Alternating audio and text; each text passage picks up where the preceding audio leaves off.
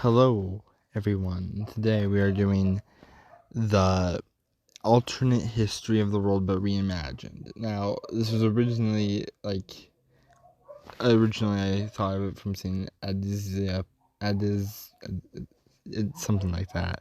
Adizia Pro's season 1 version of it, and I'm gonna be doing something similar, but I'm gonna change it up a little bit. So, in this episode, we're gonna have, well, as you can guess, the Ukraine war going on. It's a thing. It's been happening. Maybe you don't know. Maybe you live in, Siberia and you just don't know about what's happening. That's completely possible. But basically what's happening is that they're at war or a special military operation, as Putin likes to call it. And, basically they've taken this area. I'm pretty sure they've taken this, and that's all they have really is that. And in this timeline, this is something that almost happened but didn't end up happening. So due to this war being going on for so long, people in Russia, mostly the Wagner group, are getting tired of it, saying this isn't how this was supposed to go. You aren't overthrowing a Nazi regime. Also, we're not getting paid, so we're gonna declare war. And the Wagner group, I'm pretty sure Moscow's right here. And the Wagner group basically has this area, and they turn against Russia. And the Wagner group is basically starting a civil war in Russia, which, as you can guess, wouldn't really be good for Russia. I don't think it'd be good for any nation, to be honest. And Belarus over here tries to broker the peace deal, but in this timeline, it doesn't happen. And they quickly sweep over here into Moscow and capture it. Putin escapes to St. Petersburg, and the war continues on. At this point, Poland is starting to take back some of their land, and they basically just win over here. They take back their land, and they even take back Crimea from the Russians. And wait, that'd be a different color. They take back Crimea from the Russians, and they force Russia to sign a peace deal with them, and they do, and it ends with them gain Crimea back. And they would take more, but they can't really due to the Wagners doing their little rebellion thing. So they keep sweeping through Russia, taking big swaths of land, mostly because the Russian military is incompetent and can't do much to stop them. And they get up here to St. Petersburg, and they capture it. And Putin wasn't able to escape in time, so they have Putin captured, and a peace deal is settled. Basically, Russia keeps the land they would originally had, minus what they had in Ukraine. The only difference is now, it's a new government. Ukraine still gets Crimea back as part of the peace deal, but that's all they get back is Crimea, nothing else. And so Ukraine gets Crimea back, and that's it. And the government is changed to the Wagner Group's government. At this point, the Wagner Group overhauls Russia's military, making it better. And they push for unification with Belarus, which, as you can probably tell, happens. Which I'm pretty sure that was planned to happen eventually, but it never really went through. But in this timeline, it does happen. And Belarus is now part of Wagner Russia, or as we'll just call it from now on, just normal Russia. And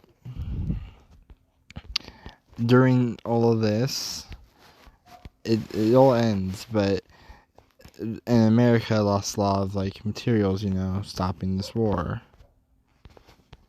And yeah.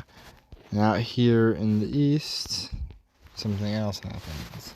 What happens in the east is that tensions between North Korea and South Korea explode, causing a war. China instantly joins in on South Korea's side, and the U.S. and Japan and the Philippines, all of them, join on South Korea's side, and they say if this war doesn't end now, they'll fight. And I'm pretty sure it makes sense that China doesn't want to fight all of them, because, well, for obvious reasons.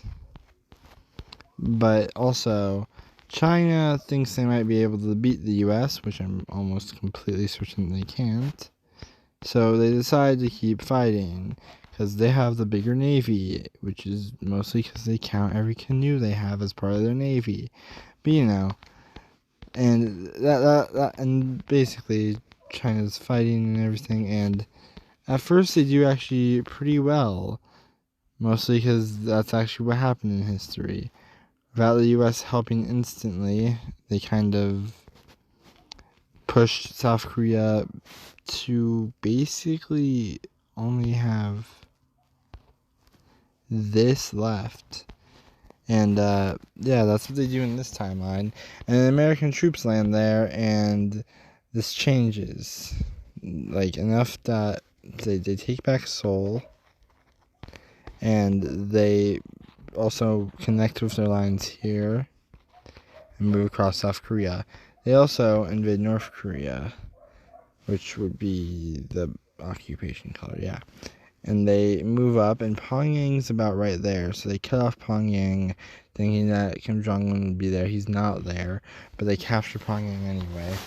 And there's currently a naval battle going on here. It's going back and forth in the Yellow Sea. They move up here, and North Korea is forced to capitulate, but they don't capture the leaders of North Korea as they escape to China. After all of undo. After this, they fully free South Korea, and they have this whole area under occupation. And yeah, that's happening.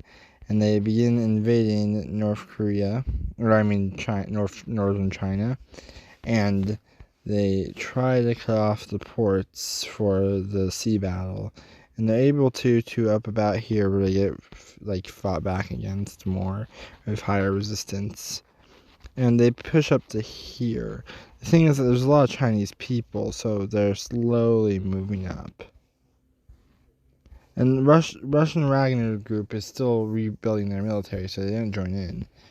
But India sees at this point as a way to get some of their claims in the Himalayas, so they join in. And to stop that from happening, Pakistan joins in. And this would usually explode into a world war, but it doesn't yet, because China makes a deal. Here, we'll give you North Korea if you let us have Taiwan. Now, I don't really believe that the U.S. would agree to this, but in this timeline they do, just because that's going to make this easier and make it not be just, a world war. So this is the peace deal. Korea gets united, North Korea falls to Korea, and Taiwan is given over to China.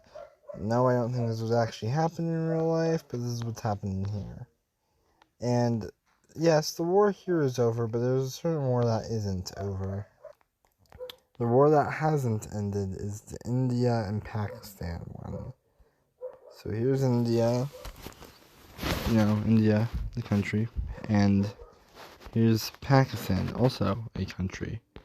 And they're fighting over mainly the Kashmir region. Neither of them have really made any gains or losses there due to how well defended India has it. But what does happen is Pakistan is able to push down here in the south and capture this coastal area here. 2 coastal areas, actually. If it'll let me bucket them in right. Boom. And then I think I can bucket something. It's whatever.